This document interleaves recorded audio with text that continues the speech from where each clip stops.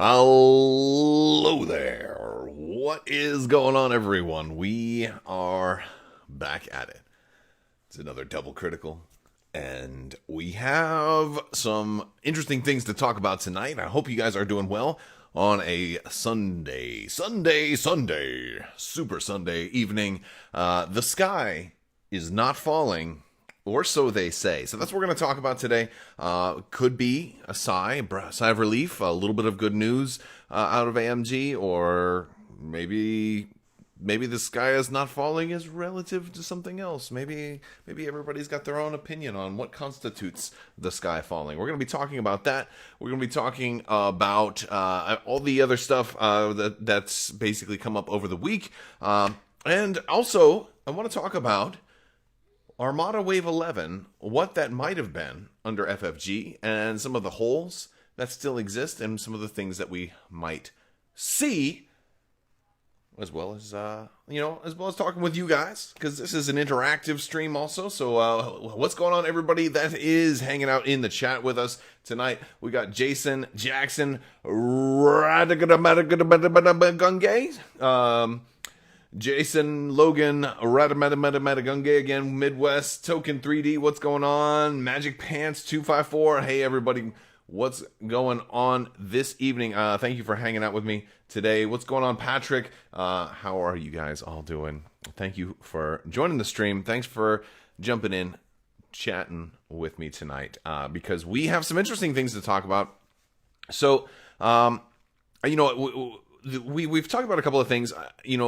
AMG has announced the mini extravaganza is coming, and this is important. We knew that it was going to be happening. They had already talked about mini extravaganza 2, so we know that this is going to happen. We also know that they're going to be talking both Star Wars and Marvel Crisis Protocol, possibly also a new game too. I don't know. I thought we were going to see it at the last mini extravaganza.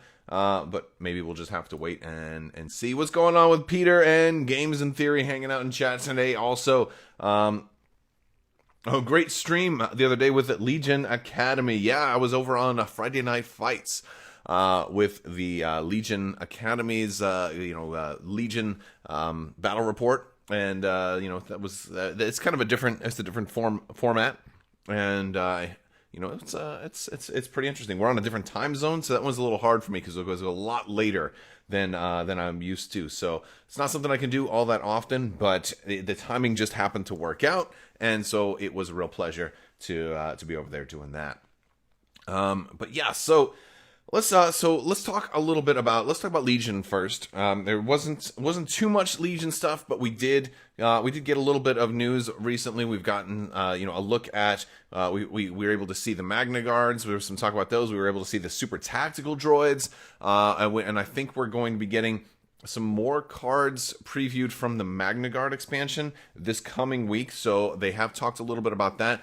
We also know from a recent stream, and this is where a lot of that I want to talk about comes from a recent stream that Will Schick did for Atomic Mass Games, that he was talking a little bit about some of the new roles and responsibilities. And it looks like Will Pagani is taking over Legion. Now, that's an interesting thing to me because Will Pagani was a Marvel Crisis Protocol guy. And now, granted, they have said on multiple occasions that they collaborate, and that it's not like you're only the Legion guy. I'm sure Will Pagani is also going to still have influence in Marvel Crisis Protocol and still have influence potentially in some of the other Star Wars games as well. So it's not like if you're working on something you're forbidden to touch anything else. So they seem to want to collaborate, and honestly, that sounds like a good thing. I can sing praises, or I could throw stones, but really it is what it is. I guess we're going to really see. Now, what I can say is I really enjoy Marvel Crisis Protocol. I also can say that I'm kind of upset that we lost so many people that we have known for a long time with a lot of those FFG folks. And it's sad. It's always, that's not even a deniable fact. It's sad when people lose their jobs. It's sad when you're working on something and you part ways with that. Parting is always sweet sorrow, or sometimes it's less sweet. And so I think it's possible to be cheering for AMG and rooting them on, but also feel compassion for everybody that kind of got done dirty. Now, I don't think any of the done dirty dealings that has happened are AMG's fault. I think it's all very corporate, high up executive stuff. There's a company in France that bought AMG, some investment company, and they're just trying to, or they bought all of Asmodee rather, and they're just trying to sell them. And so until that happens, you know, there's going to probably be more corporate shenanigans that are just cost saving measures, and it stinks. It is what it is. But for right now, what we can do is hope that AMG surprises us and wows us with this mini extravaganza, and I think we can be hopefully optimistic based on some of the stuff that has come out. Look into the chat here. I want to just throw some shout outs to anybody who's just recently joined in. Jason, what's going on? Warzone Takeover, how's it going? Jason Adkins also here. Just played his first full game of Armada today. Super fun. Awesome. Jackson Davis, this is his first live double crit. Dude, well, I'm glad to have you. This is my first time actually being live and talking to you, Jackson. So thank you for being here and for being part of everything. Jackson Davis, everybody. Hands together. He can't hear you, but I know you're all clapping. There's a round of applause. We're having a good time. So let's start off talking about XWing. So we've got some more previews. There was a video that went up today. Gold Squadron Podcast had gotten some cool stuff leaked to them. So I kind of I was watching their stuff, and that's why it's a good idea to follow lots of different people. You know, sometimes people send me stuff. Sometimes I'm not the first one to get stuff. So I like to try to be the first one to get the scoop, but it's not always in the cards for me. So I take what I can get. But yeah, so that was cool. We got some spoilers. Also, the Whisper, it doesn't have those arc lines printed on it, and apparently there's a solution in the works, and it's gonna take a reprint to get it totally done. What they're gonna have you do right now, my guess, is just use a different base. Just use another base. And then just know that it has a bullseye arc. You don't need the shaded in part to do a bullseye shot. You set your range tool in there. You do the bullseye. So even with a misprinted base, you can just use another base. Which kind of goes to my point, is we shouldn't have custom bases for every possible pilot. There should be just one base for every size option. That's it. You don't need anything else. All you need is those lines. You don't need anything else. That's what I would do differently if I was in charge of XWing. I would just have one base for every ship. All T65 X-Wings would just have the T65 X-Wing base. You already have to put a number marker in there for your target locks. So then you put the number marker in there. You have to put another number marker on your Luke Skywalker T65 card. You're good to go. That's the way all the other games work, right? That's the way it should work here. Imagine if every Stormtrooper had their own separate base. And I'm like, is this TK421? Wait, is this TK422? Is this TK423? Oh, I can't find TK423's thing. It'd be wild. Yes. So, wow, Jason Miner, as he goes, you would rock as a project lead. Yeah, well, we'll see. I don't know if that's in the cards for me. Maybe it might be, I will say this, having done a little bit of design on some of the luxury playstyle stuff that we're getting ready to release for Legion, designing stuff and trying to do development work isn't always as easy as it seems. There's a lot of things that sound great on the surface, but there's all kinds of things beneath the surface that influence maybe the thing that you wanted to do at first, and you can't necessarily do that. We were talking in I think in the Friday Night Fights video about whatever happened to the black dice for Star Wars Legion, for black defense dice, right? You've got 3 different colors of attack, but you only have 2 colors for defense. Was there ever a black defense die? Would it have made sense? Did they try to do that? I think there's a story there someday. I need to get Alex Davey on here to talk about the history of the black defense die. And Luke Eddy probably knows this too, but I know as far as timelines go, Alex Davey kind of created Legion, and then Luke Eddy was brought in after it was already kind of done, but then to take over development for expansion work. So I think that's kind of where the timelines line up. But that's a, you know, I get the point is it's sometimes easier to come up with an idea, and sometimes it's much more difficult to see that idea to its final point. And you know, I mean, anybody who followed Armada and followed the story of the Superstar Destroyer taking years and years and years to finally get developed, you know, it's not an easy thing. It's not an easy thing to do. So, but yeah, so the TIE Whisperer is going to end up getting a reprint. And for now, they didn't say exactly what the solution will be, but my guess is that they will just use another base that has regular lines, you know, all the lines drawn on it correctly, and then you just use another line, you know, use another base and just assume, and the easy thing is just to say use one of the TIE Bomber bases. Just use one of the TIE Bomber, you got lots of extra bases in the pack, right? In the Fury of the Forced Order pack, use one of the TIE Bomber bases that you're not using. Right, you're going to have more bases in that kit than you can even field anyway. So that's what I think that they will do, and I think that makes sense. That's a good common sense way to get a solution out to people without delaying the product significantly. Because sometimes even those cardboard reprints can be significantly delayed. I know that Asmodee or FFG at least used to have like an in-house printing service, and I think Christian Peterson bought that back when he bought the Game Center. So they don't have the print-on-demand service that they used to have anymore. So a lot of even regular card printing, I believe, still has to be imported. I don't know if it comes from China or where it comes from or whatever. But my point is that these are time-sensitive things. Shipping and all of that takes a lot longer. So what are you going to do? You're going to wait for reprints to come in before you release it, and then we don't get that expansion for like another year or whatever? Because, I mean, it may not take that long, but it could. Who knows?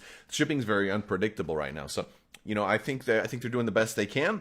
And again, you know, I'm trying to be supportive of AMG, and I have good reason to, because we're going to move on to one of the big points here in just a minute. We're going to move on to a very good point of the video, and that's the sky is not falling, and I'll tell you what I'm talking about with that in just a moment. So, because I do have reason to believe that AMG is watching or will be watching this video, because I got some nasty grams after the last one that perhaps I was being a little too harsh on them, and so I want to make perfectly clear, look, I was upset with some of the changes that were made, and I am definitely fearful of the future. I'm cautious because, again, we don't know. You know, there's been a lot of changes, and for players who have invested years and lots of money and lots of time into these hobbies, I'm really, you know, anxious, nervous, cautiously optimistic, but I think the fear kind of takes hold. You know, it's the path to the dark side. It's the easier, more seductive route. So there's reason for people to be nervous. I'm just very vocal about that nervosity. I don't know what the word is, but very vocal about those fears.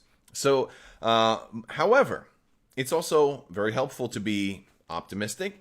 I would love to get an interview with Will Schick, Pagani, with Michael Plummer, as a matter of fact, or with Simone, or anybody from AMG. I would love to sit down and I'll do the whole questions in advance thing. I know kind of how that routine works. I've got some great questions that I'd love to ask you guys that I'd love to see answered. But with the mini extravaganza coming up, I know that a lot of you guys are busy getting prepared for that, and sure, a lot of the questions that I might ask you may already have answers to, and maybe that will all come out. So maybe in the aftermath of mini extravaganza, maybe we can set up an interview. So if you're watching, please don't be afraid to return my emails or my PMs or direct messages or whatever. Let's be friends. I would so like to be friends with you guys, because you make some of the games that I actually, you don't make a single game that I don't have.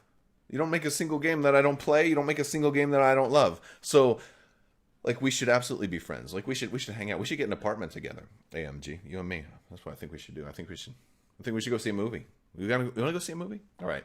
Anyway, I'm starting to get off topic. Let's get into the meat and potatoes of tonight's episode. The sky is not falling. So this past Friday, there was an XWing stream from AMG, and Will Schick was doing this one. He was painting a Y-wing. How many of you guys saw this stream? Let's look to the chat. We got a lot more people in chat now. How long have we been live? Says Alejandro. About just under 20 minutes. So you haven't missed too much yet. We're getting into the good stuff right now. But yes, Will Schick handled kind of a lot of different questions, and we had some really, really tough questions that were out there. Like, dude, what is going on with the future? You know, it is, and Jason says it's a little disappointing because of the silence. Yeah, well, one thing about AMG is, I don't know if silence is the word, because they are doing live streams. They are, you know, at least in this case, there was actually questions from the chat that were answered. So that was really good. So I'm giving you guys kudos for answering some of the tough questions. And I think it was really good. And honestly, it was largely a very real answer. Thank you, Will Schick, for giving some good answers, some very real answers that didn't sound like highly political. They sounded like they were real answers. And so I want to talk about that, because he did talk about who was in charge of some of the new studios. Again, he talked a little bit about, like, we all collaborate, we all work together so that we don't kind of get tunnel vision. If you have the same guy working on every wave of the expansion, you know, you might just have more repeats of the same stuff. And I get that, but there's also benefits, because that same person might have like a long-term vision, and there may be kind of a method to the madness of, you know, we do this, we do A, then B, then C, and then we get to D, you know, and everybody loves that D, you know. So, you know, my point is, I'm sorry, family friendly. No, the point is that, you know, there's pros and cons to having, you know, the same person or the same team working on the same game. So what they're doing is kind of a balanced method of still having a lead for each of those, but that's just they're primarily responsible for like the overall vision, whereas they're still going to have people kind of teaming up. Now, granted, XWing sort of did that, but at the same time, there were a lot of people in XWing that kind of floated around and, like, you know, touched lots of games. You know, like Brooks, Pfluger, Levitt, they worked on Armada, and they also worked on XWing. And, you know, Frank Brooks did a lot of stuff with XWing, and then was primarily responsible for Armada Wave 10. You know, even though, you know, Michael Gurnis was the lead, you know. So it's like, you know, like FFG kind of did some of that too. I don't know all the inner workings and behind the scenes stuff of exactly how that collaboration is different from one company to another, but I feel like that's probably not a bad idea, you know. And so I think that's cool. The only risk there is if you have somebody that just has colossally bad ideas, then they get to throw them out to everywhere. But I haven't seen that too far. I mean, I really enjoy Marvel Crisis Protocol so far. I've got almost everything that has been released up to this point, with the exception of some of the terrain packs, because I've got a lot of terrain already. And so I mean, I love Marvel Crisis Protocol. So you know, so far AMG is doing good as far as the games that they have released. So hopefully, you know, that same level of fun factor and same level of cool stuff makes its way over to the Star Wars games. Now, in talking about the leads, Will Schick talked about that Will Pagani was taking over for Legion, and then Michael Plummer is taking over for X-Wing and Armada. So he did actually say Armada, which is pretty cool. He talked a little bit. He said, Will Schick basically said the sky is not falling, but, you know, so like things aren't going to be the same. He said things are definitely going to be different, and so that's interesting. I'm okay with different, and I'm curious how you guys kind of respond to that, because I'm absolutely okay with things being different as long as things are. Right? I don't want things to fade away. My fear, my big fear is that Armada is just going to sort of fade into the Imperial Assault zone. Do you know what I'm saying? Where it's not canceled, but won't make anything for it again. I mean, maybe in like 5-10 years, maybe, right? Like that's the scare, because then it's just kind of, when was the last time you saw people playing an Imperial Assault tournament at your local game store? You know, like probably doesn't happen. Now, granted, people are still buying and playing Imperial Assault because it has a campaign mode, so it's kind of self-sustaining thing. But Armada doesn't have like that campaign mode. It doesn't have. It's not as small family kind of newcomer accessible game that Imperial Assault is. Armada's a head-to-head, competitive space battle kind of game that's also happens to be beautiful and super fun, and it's a good mix of fun factor and competitiveness. But yeah, like I don't know how well Armada would do if they kind of just stopped. Now, if they were at least reprinting it the whole time, then that would be good. That would at least be good. But so I'm a little curious, because there's one more part, and maybe I'm just digging into the weeds here. We're gonna get here in a second. Hey, what's going on, everybody that is joining us tonight? But yes, let's see. Star Wars Armada news. Well, maybe the sky is not falling, and we do have a lead developer for Armada, and that is Michael Plummer. He's also basically taking over the lead responsibility roles for XWing and Armada.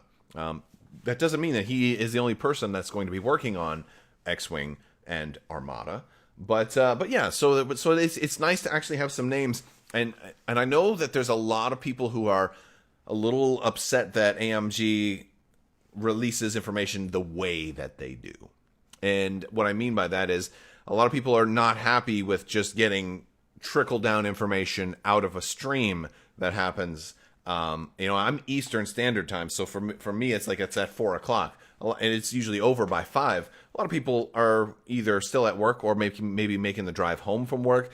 A lot of people aren't in a position where they can sit down and watch a stream. Like it's tough for me to make those streams, because that's usually my position. I'm usually not able to catch those streams. So unless it's like a really big stream, and then I try to make time. But for the most part, I can't get to those streams. I have to go and like watch them later on demand.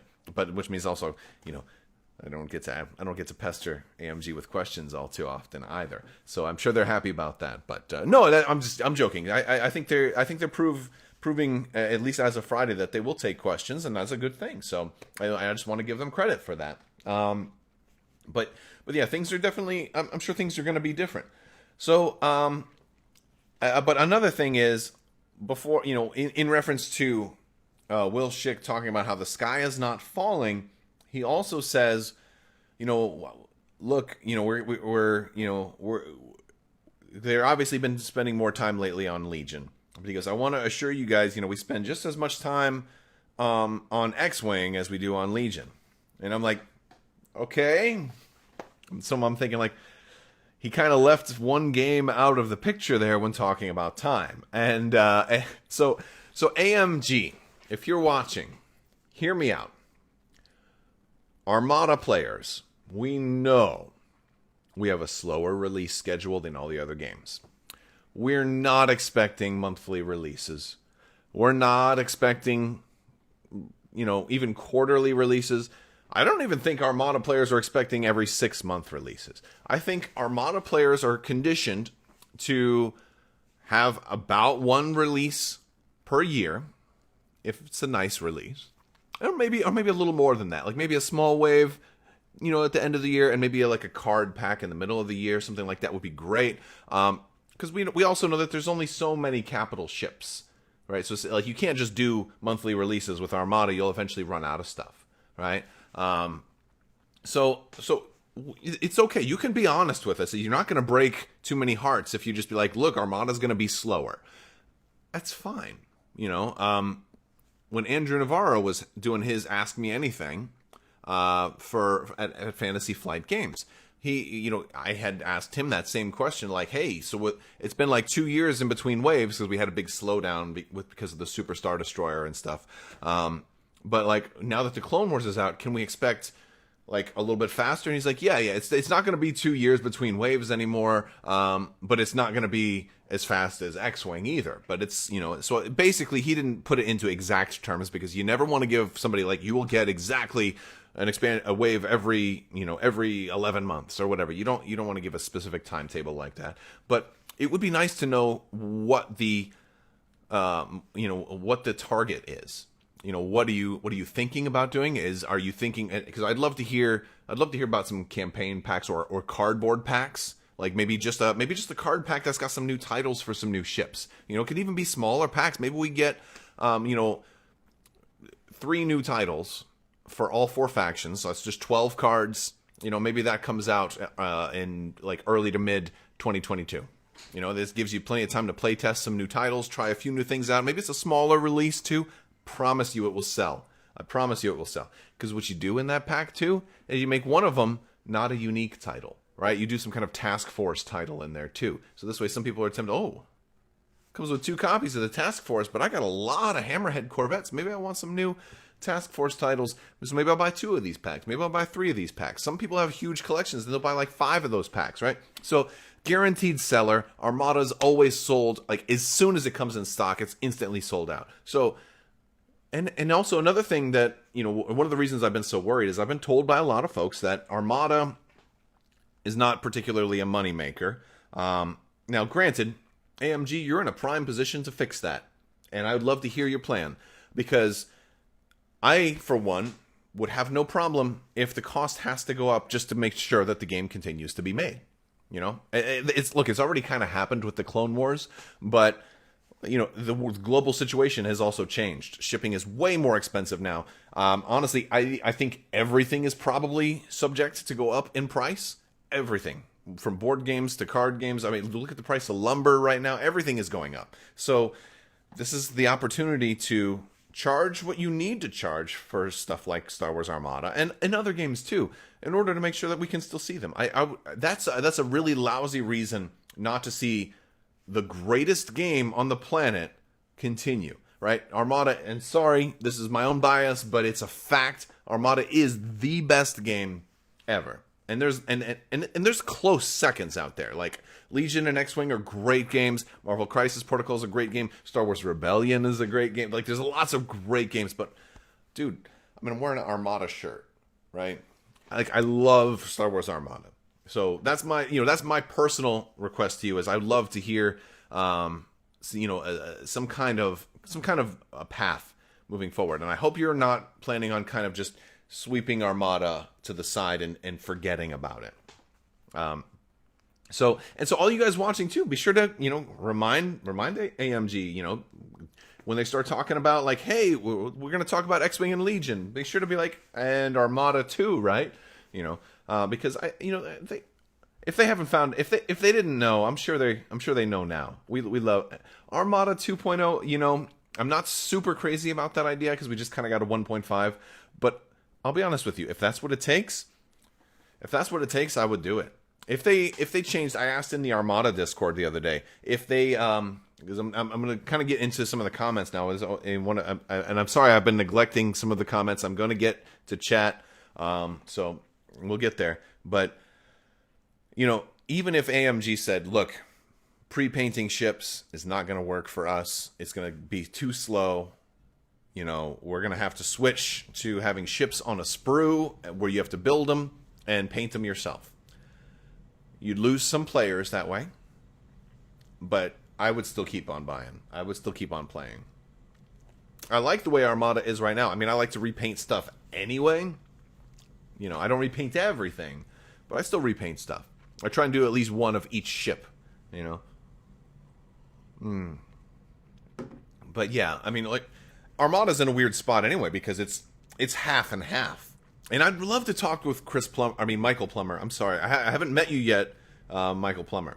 I have not met you yet, so I apologize for getting your name incorrect. I think you remind me of a Chris, but anyway, I would love to talk with Michael Plummer about Armada, just thoughts and designs and stuff. But granted, I recognize that a whole lot of that would probably go straight into NDA stuff. So as far as what plans are, but I'd love to pick his brain and just have that conversation. It'd make for a really good live chat too. But yeah, so if you guys are open to doing interviews and stuff, I would love to do that. Let's get into the some of the comments here. Ken says, please just reprint some stuff. Absolutely. I think at this point, anything that's going to be reprinted and coming out soon is probably stuff that's still been kind of queued up under Fantasy Flight Games. So, but I think we're going to start seeing some product next year to show up with the AMG logo printed on it. So what is the good news for Armada? It's really that Will Schick talked about Armada, XWing, and Legion, and did say that the sky is not falling. And so I had a lot of people reach out to me. I'm not going to name any names, but I've talked to a lot of people that have suggested that Armada might not be moving forward. Might not. Nobody said it absolutely wasn't, but it was enough to have me pretty worried. And so hearing that the sky is not falling is a very good thing.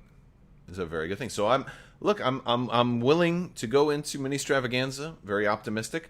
The important thing is, at the end of this month, AMG is going to be putting out a schedule of events.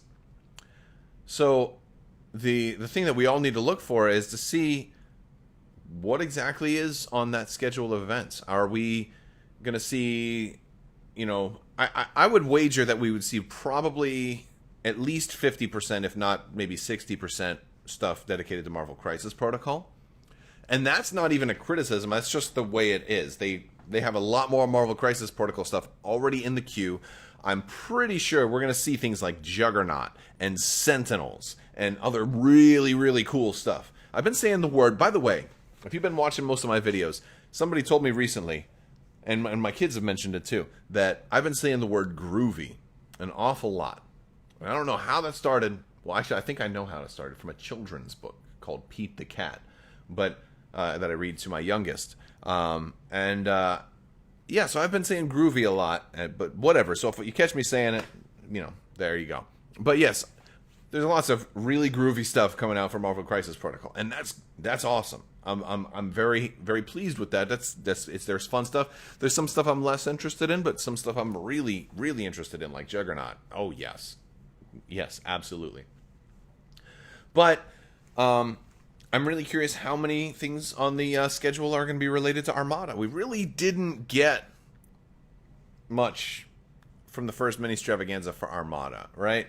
Like, it was, look, there was a little bit. It was like, hey, Wave 10, here's like the rest of the spoilers for Wave 10. And that was cool, but there was nothing new. Like, we all knew that Wave 10 was coming anyway. So, like, we kind of didn't get anything for Armada. And so what I really, really hope is to at least talk about your plans. You don't even have to, I don't even need an exact kind of like timetable. I just would like to know what the plans are, what the thoughts are, giving me a little bit of that vision moving forward for Armada. Are you thinking like we need maybe way more ships? Maybe you're looking at doing more than one wave a year.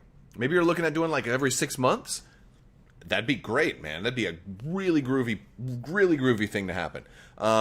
Maybe you're looking at, doing some alternate versions of ships like they did with the Imperial Star Destroyer. Maybe you're looking at doing some campaigns. Maybe you're looking at doing some more squadron packs. And we're going to talk about this too, because if you guys are just tuning in, I'm going to also talk about Armada Wave 11. This is kind of like an Armada heavy double crit. I do kind of cover all of the games, but this one, I'm going to be moving on to, like what would an Wave 11 look like, either from AMG, or what would FFG's Wave 11 look like if they were able to have kept it. And I think, because there's obviously going to be some change when you have developers that make all this stuff and have a plan, because there was definitely seeds planted with the Clone Wars, Wave 9, and then Wave 10, which was the second wave of the Clone Wars. There's definitely a lot of seeds planted that didn't get to fully grow. And so that's like one of my big questions for AMG. Have they looked at some of these seeds that have been planted? And I don't know how much history a lot of the AMG folks have had with games like Star Wars Armada before this handover, and how well versed they are now. I'm curious, if that's the approach they're playing, or if they're looking to fulfill some of those seeds, or if they're looking to just plant some seeds of their own. You know, and I'm okay with either, but there's definitely some seeds that could be watered. And I'm going to talk about that, you know, in about 10 minutes or so. We're going to get to that part of the video. But yes, so I want to get a little bit more back to some of the comments. I missed some questions. Do you know of any ships Warzone takeover? I think you're asking me if I know of any ships like that are going to be coming. None. No, I don't know of any ships coming right now. I don't think that AMG has anything in production for Armada right now. Possibly reprints, and again, reprints is still good. Look, a lot of new people are getting into Armada. The Clone Wars breathed even more life into this amazing game. So there's a lot of new people discovering it every day. And I have a little bit to do with that, I like to think. I try not to have too much of an ego, but I like to think that I have a big part in introducing Star Wars Armada to a lot of new people. So, and I plan to keep doing that. And I don't think this game is going anywhere. It's got a very dedicated fan base, and we are growing and growing.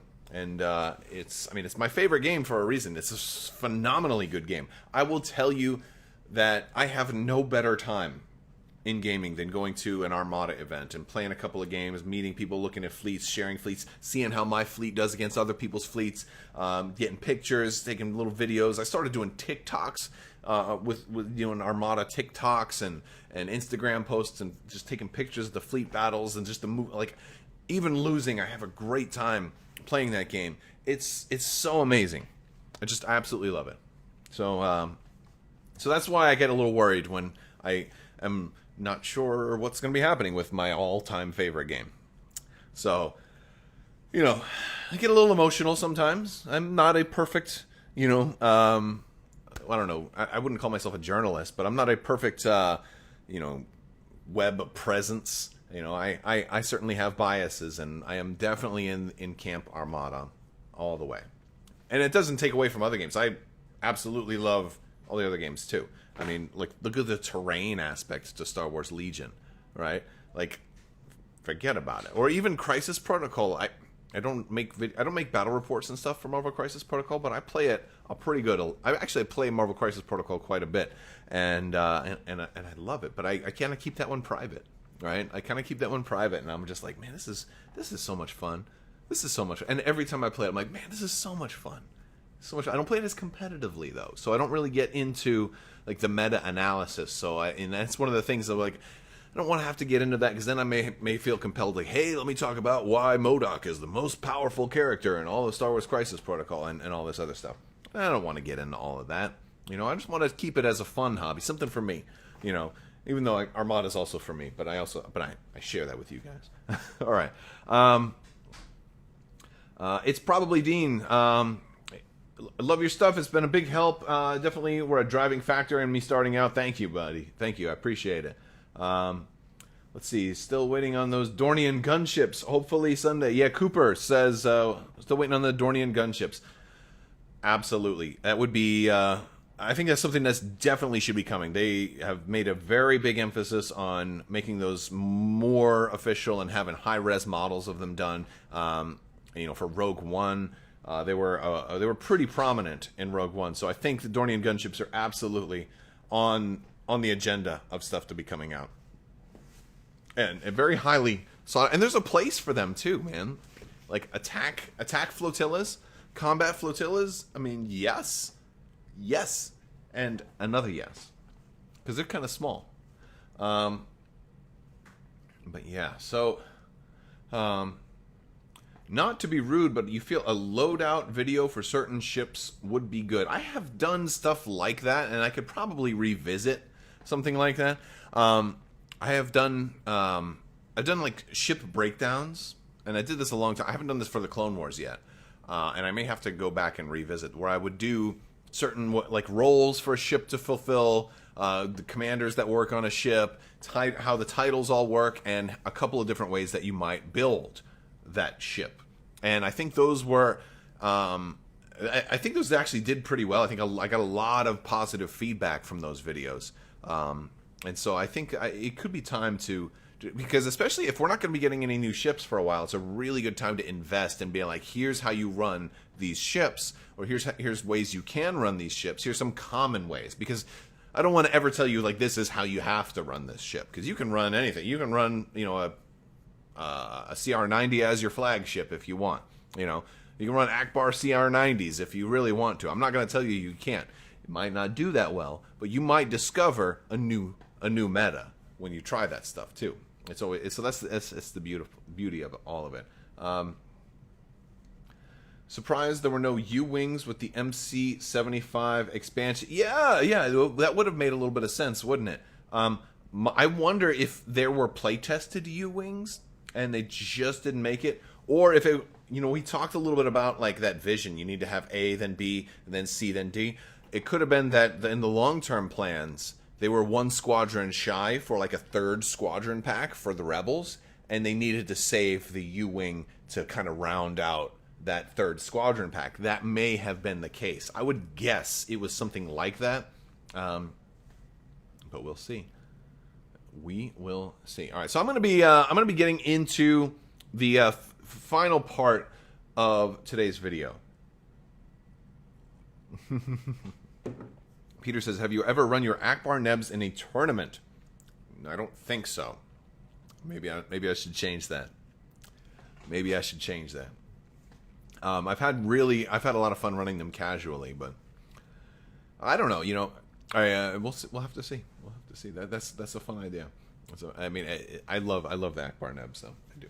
But I have so many other things that I want to try that I haven't tried yet. There's a lot of Clone Wars content I haven't run yet, so it's always a tough one because I don't get to play as often. You know, with COVID and stuff, I'm trying to limit how often I go out and the big public gatherings because I do live in Florida and it's like going crazy here in Florida. So, you know, we're trying to be extra careful. So yeah, I'm just trying to be more selective on when I do go out. But I'm, you know, but I love it. I love going out and I love doing it. I may end up having to play on Tabletop Simulator at some point. I don't want to do that. But all right, let's chances of the Big Ed's Bakery. What are the chances of the Viscount Star Defender coming for the Rebels? Honestly, under FFG, I would have said 0. But now that we're under AMG, who knows? I don't know exactly what the driving force is on, like, hey, you have to make stuff that's showing up in the most recent film or TV series, or are you allowed to still pull from Legends?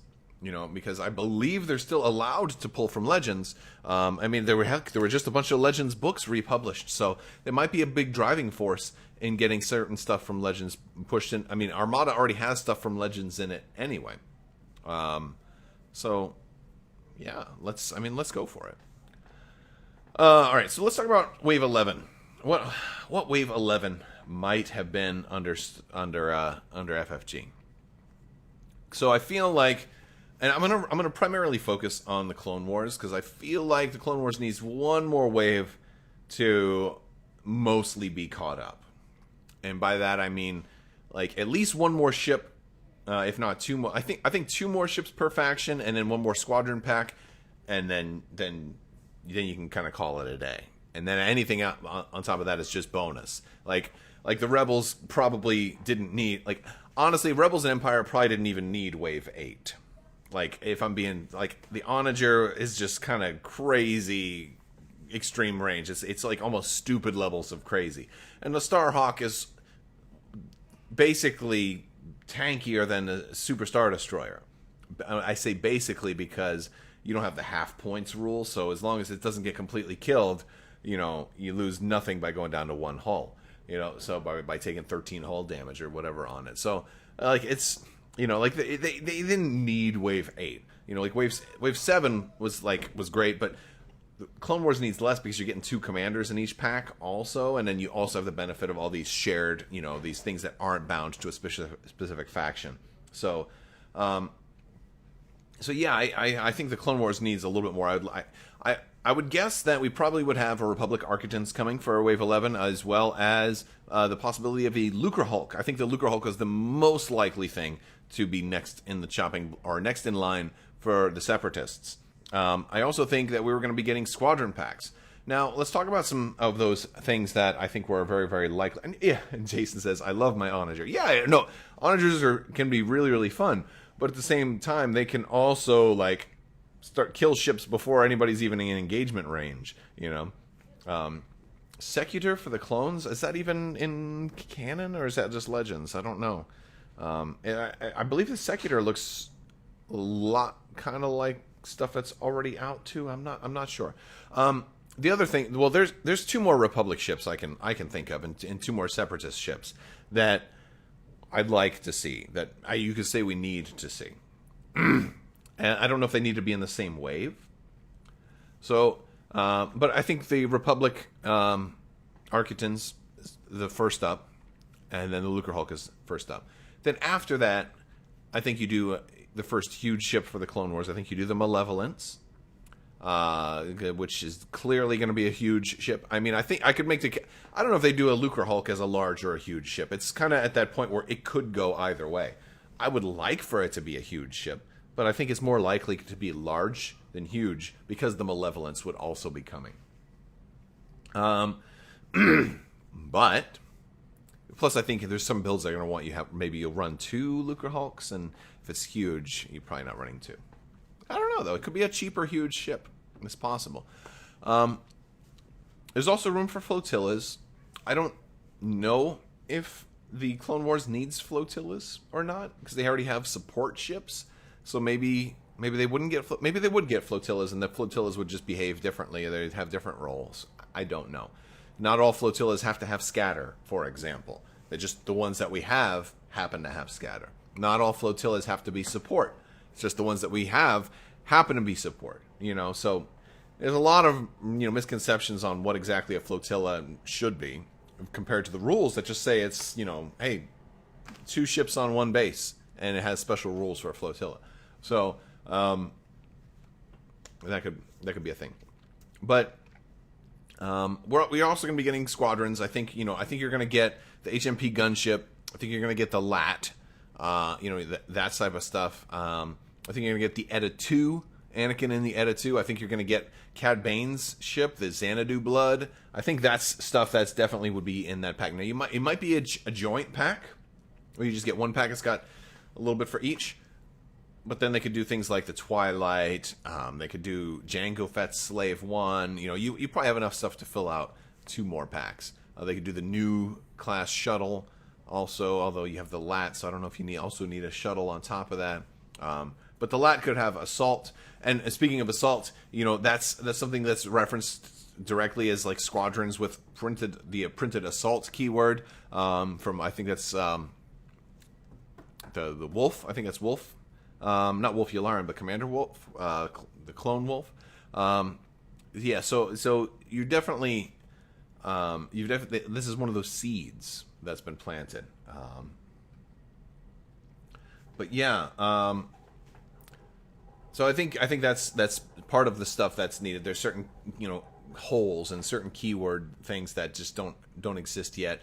You know, and there's still some pilots, some Jedis that should be maybe in squadrons that we haven't seen yet. You know, I don't know if we'll get Obi-Wan in a fighter. He doesn't like flying, right? But yeah, there's definitely a lot of room and a lot of things that they could do, of course. And then more squadron or more campaign and cardboard packs can add existing pilots to squadrons that we already have. So easy to do that. But yeah, the Edda 2 would be good. It'd be nice to get Yoda in one of those too. Wouldn't mind seeing that. Wouldn't mind. Not one bit. So or clone Z95s too. We could get clone Z95s. Let's talk more about things that are seeds that haven't been watered yet or haven't grown yet. And what I'm talking about is, if you look at the Clone Wars ships, you know, they did a redesign of the cards, and maybe this is something that Michael Plummer is looking at right now. I think it's worth a look. Is, all right, why are we reprinting ships with these large cards and this old stuff? Shouldn't all the reprints moving forward reflect the new errata, right? Why are we, you know, and shouldn't all the reprints reflect the new sizes, or do we want to keep going with the small card sizes? I know a lot of people like the old way that all the cards were done. You know, I preferred the old system of cards. I don't like having to flip my card over to see what upgrades it has. I personally don't like that. And I love like Peter Saber has done like these fancier cards, and I think he sent them over to for Ryan Kingston for the Fleet Builder. So all of that stuff is like that's beautiful. It's nice that like there's community efforts to make the cards more readable, especially for fleet building. But there's new traits on all of the Clone Wars ships, and I'm curious, like, are they going to go back and add those new traits to Rebel and Imperial ships? Because none of the Rebel and Imperial ships have traits. I almost feel like an Armada 2.0 is warranted at some point, and honestly, if you're AMG and if you come to that conclusion that it is warranted, maybe this is time. Maybe this is the time to go do it. Follow some of the steps that XWing did, put conversion kits out there, and go nuts. It'd be difficult. I don't think we need a whole lot of rules changes, but I do think we need some standardization between factions. I think we need at least another wave to kind of bring the clones and separatists on board with the Empire and Rebels as far as like number of commander options and kind of fleet builds. Like, it feels like almost every Republic build kind of has to be squadron heavy, and I'd like to see more things there change. But also we have all these printed traits on all these Clone Wars cards that are meaningless right now. I emphasis on right now. Obviously, this was part of a long-term plan, and I love that. I love that I can look at this ship now and be like, oh, well, the only difference between these two, like but this one's a Senate, and this one is a clone. What does that mean? Well, it means nothing right now, but that might mean something a year from now. Maybe a really great upgrade. Maybe Palpatine comes out as a commander, but he can only go on a Senate ship. Right? What does that mean? Maybe you get Senate Royal Guard. Suddenly makes the ship that you weren't so crazy about, gives it all new life, right? Like that's part of, I think, that what gets lost when people transition out. Now maybe I don't know what documents or what plan things were transferred over or whatever. I don't know, but that's something that I'm really curious, and that's something that I think in Wave 11. It would be time to flush out. We should start to see cards with specific keywords. Jedi only. This can't go on a ship that doesn't have the Jedi keyword. Droid only. Well, I think every Separatist ship has the droid keyword right now. But does that also imply that maybe Wave 11 would give us our first Separatist ship that is not a droid ship, a Geonosian ship, perhaps, that doesn't have the droid keyword? Or trait, I believe, is the term. Like there's a lot of future proofing that was done with the Clone Wars of Armada that I think we could start to see some of those seeds actually sprout and become flowers, respectively. So that's some of my thoughts for 11. I definitely think the Lucre Hulk. I definitely think the Republic Architans would be first up for new ships. But there's a little more. I think the Malevolence would be like the next one. And for the Republic, the stealth ship. The stealth ship that went up against Trench. Look, we've already got Trench. We also don't have Anakin as a commander. And it just makes perfect sense that you would put Anakin in the stealth ship because he flew that ship against Trench. So that he should be commander. One of the two if you continue with doing 2 commanders per ship. And I like that idea. But he should be one of those commanders that goes into the stealth ship since he was the one who flew it. And that would be really cool. And then you could do cloaking. Then that one could be a little bit farther out because that's going to require probably a lot of playtesting. Is cloaking, if you wanted to buy like 3 or 4 copies of the stealth ship, would all of them be able to cloak, or would you make it just a unique title? And then would you also make the Carrion Spike for the Empire? Because that was Tarkin's ship. There's a whole book about it. Do you do that? So yeah, I think there's a lot of options, and there's still a lot of options for the Rebels and the Empire.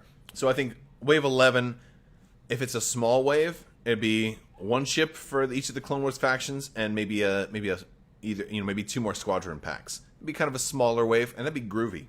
No problem there.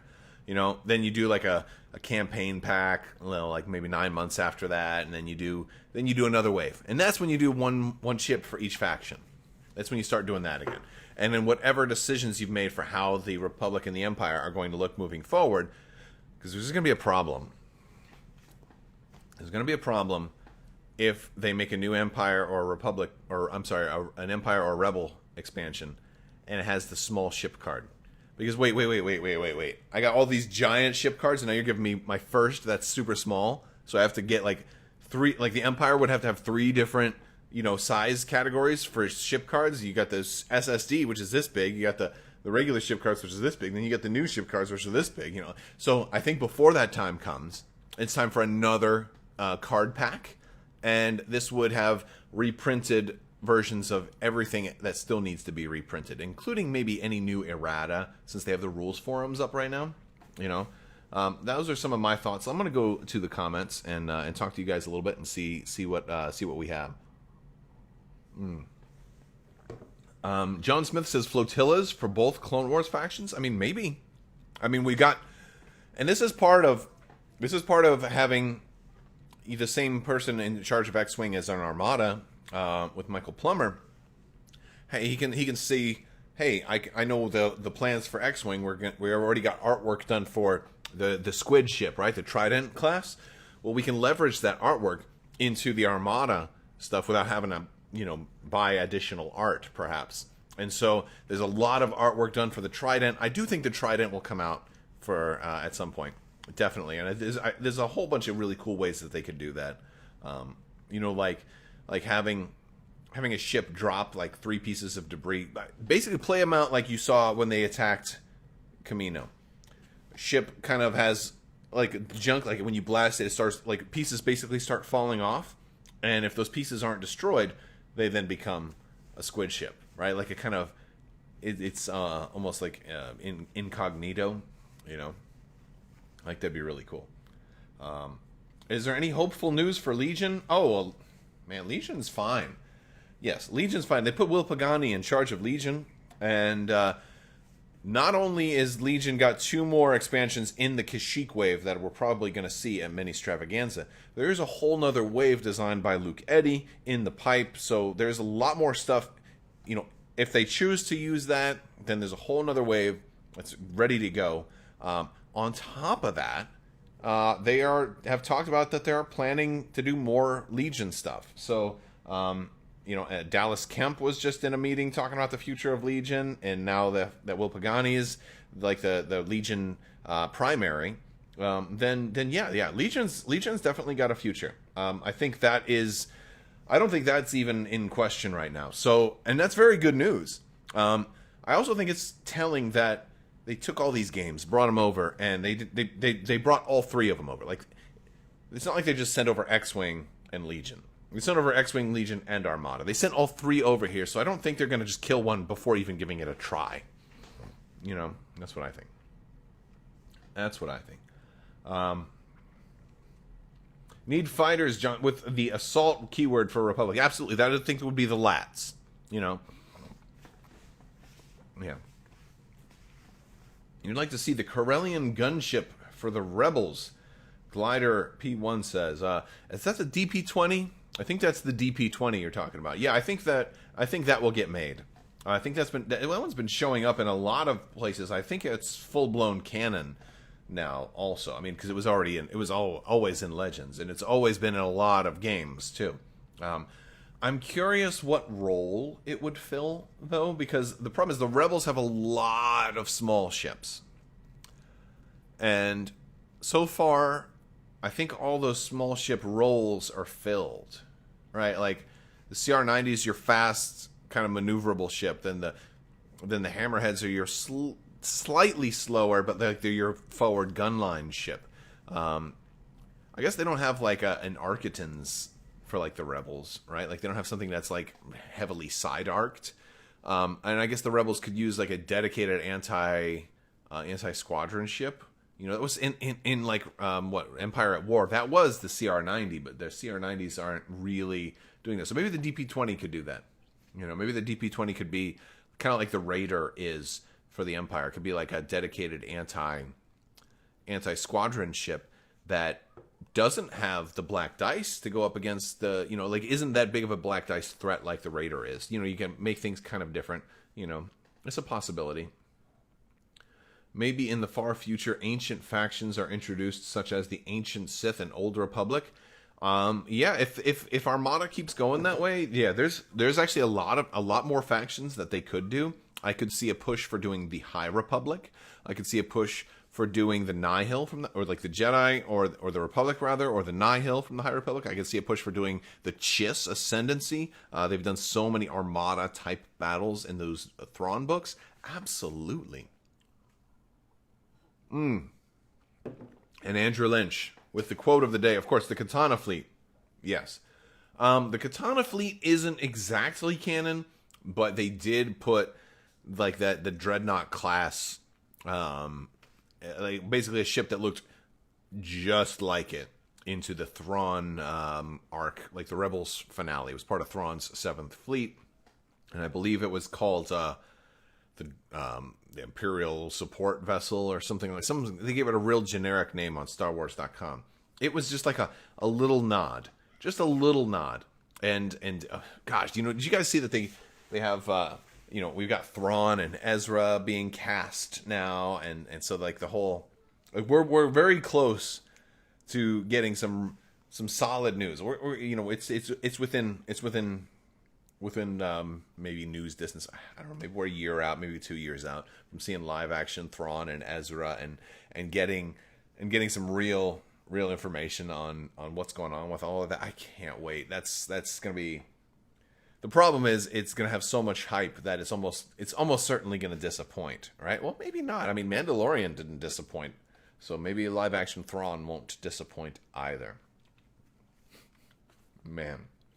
And yeah, and maybe we'll get on screen Jalad Paleon, and maybe they'll do Mara Jade and some of the other, you know, Legends characters. Maybe that's a great time to introduce them.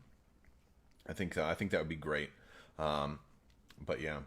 What was the name of the CIS ship from the Clone Wars that had the super weapon firing out the side? That was the Malevolence. I believe those were Subjugator class or something like that. Yeah, the Malevolence. That was Grievous's super weapon, that big slow-moving ion cannon. I kind of imagine that in Armada as being like it'd obviously be a super weapon, but I think it would shoot out something that travels. Like you create a big cardboard template and it impacts, and it can hit everything, and it just keeps going straight, you know, and so it can hit a whole lot of stuff. I think that'd be so cool. It would work perfectly in Armada too. I mean, like, and that's one of the things. Like the Clone Wars was so much more fleet based than the Galactic Civil War was, right? Like this is really the time to make Armada thrive more than ever, because the Clone Wars is now just beginning to get into the meat and potatoes. There's still more ships and space stations too, right? Like I did a video a while back talking about, like, should we get space stations? Yes, we should get space stations. Add a whole new dimension, right? Look, Wilczek said things are going to be different. Let's think outside the box. Maybe double criticals aren't that crazy. Am I going to have to change the name of this show to the quadruple critical? Are they going to go that far out of the box? How many crits is too many? What's going on? We got a super chat from Jacob. What's going on, Jacob? Thank you for supporting the channel. Jacob says, Crabbok, you're the man. Oh, thank you. Wow. I just wanted to say, keep up the great content. You really make my long drives to and from work so much better. Dude, thank you. I'm glad that you enjoy it. I appreciate the kind words, man. It's like, it's really great to hear things like that, because like sometimes I feel like I'm just babbling on. So that's super awesome. So thank you so much, Jacob. And yeah, I'll keep doing it, man. So thank you. Keep watching. I'll keep making videos. We got another super chat from John Smith. What's going on, John Smith? Thank you for supporting the channel, bro. Thank you so much. I love you. Appreciate it. I don't mean to call you bro. I don't know. I'm just kind of in a happy mood right now. You know, we've got maybe a glimmer of hope. You know, and I only say a glimmer of hope because I've been down in the dumps lately about Armada, just kind of wondering what was going on. And we lost a lot of people in, you know, my thoughts are still with all the old FFG people that aren't with Asmodee anymore. You know, and look, it's kind of like this. It's okay to support the games, but it's also okay to care about those people and all the folks who are still with Atomic Mass Games. If that ever happens to you, we're going to support you too, because you're making the games that we love. So this is not a personal thing. This is not an attack on AMG at all. I'm not doing that. I'm just worried, just nervous, you know. And thanks to Will Schick, I've got a little bit of hope, right? So let's see what happens at Mini Stravaganza. Make sure you put some Armada stuff on that schedule. Actually, it would be really nice if there was at least one live stream dedicated to Star Wars Armada where we could get some stuff. I'm not asking for Armada to take up like 25% of the, you know, of the whole show. I know that you guys are going to be doing a lot more with Legion and maybe even some X-Wing surprises, because I know there was more stuff when all three of these games got handed over to AMG. There was already a lot of Legion stuff kind of in the pipe, and still X-Wing stuff still in the pipe, but there wasn't anything for Armada in the pipe. So it's going to take a lot longer to do that, and I understand. And of course, you've got Marvel Crisis Protocol. That's huge. That's a big deal. You know, you guys should be proud of it. It's a great game. But please just give us something solid as far as, like, I want to know that you're still working on Armada stuff, that maybe you've even got something created yet. Even if you can't preview it, like, I'd love to have some kind of rough kind of timeline. Timeline might be the wrong word. I'd love to see a roadmap, well, like what, or just a vision statement. Like, what do you guys see yourselves doing with Star Wars Armada? Just give me the golden goose, man. Like, just I don't think the golden goose is the right analogy there. But I would really love to hear something solid to revitalize, because dude, you give me some good Armada stuff, man, I'm gonna be your best friend. I'm gonna be like Dave Chappelle. Like, you guys got any more of them Armada live streams? Just, you know, and an updated website. So they also did talk a little bit about the website. I believe the plan right now is to kind of debut the updated website around the time of Mini Stravaganza. So I don't know if that's going to be like something that they're like, you know, all right, we're doing our live stream and boom, here's our new website. I don't know if that's happening at that point in time or not. So we'll stay tuned. And of course, you know, when we find out more stuff, I'll be bringing it to you. But I think we are at about the time to kind of start winding down for the show. I'm going to take a few more questions, and then we'll kind of go from there. Ahsoka says, surge to quadruple quit. Quadruple quit. I've barely touched this scotch, and but yes. But John Smith says, love your work. Thanks for sharing your Sunday PM with us, dude. Absolutely. And John Smith, he's actually Cliff. You're one of my patrons, dude. Thank you. Well, thank you for your continued support. I really appreciate all of the kind words. You guys are awesome. Thank you for hanging out with me tonight. But yeah, we want a Wave 11 for Armada. Absolutely. And I'm willing to wait. I am patient. But yeah, we're all sharing our love for these games, and our love for the people that work on these games, past, present, and future. Absolutely. A super turbo laser card that throws a green dice with all guaranteed hits and crits that goes through shields, cannot be combined fire. Oof, that's a little crazy. You're getting wild. You're getting wild and crazy. Any totally new Star Wars game being developed by AMG? Great question. So we do know that at least at one point there was a game number 2 in the works for AMG. It may still be in the works. It may be finished and ready to be previewed. So we may find out soon. Or maybe with all of this stuff, plans may have changed. But that excites me too, because I mean, what else are they gonna do? Like, what else is? I can't wait to see. I'm hoping it's something. I'm hoping it's something cool. I'm kind of hoping it's not something too far in a different direction, because I like the way, like, all the 4 games that they currently have right now. I like all of those, and there's still some battlefield areas that haven't been really tapped yet. So we'll have to see. We'll have to see. All right, you guys, we hear more information. I'll be bringing it to you. Check out tomorrow morning if you guys play Twilight Imperium.